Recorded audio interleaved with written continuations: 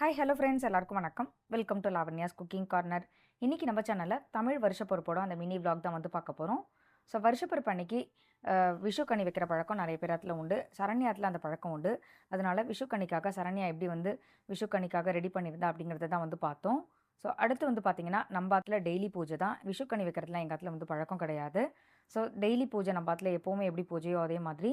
அது இல்லாமல் பஞ்சாங்கத்துக்கு பூஜை பண்ணுறது, பஞ்சாங்கம் வாசிக்கிறது, இதுதான் வந்து பார்த்திங்கன்னா அன்றைக்கி ஸ்பெஷலாக பண்ணது.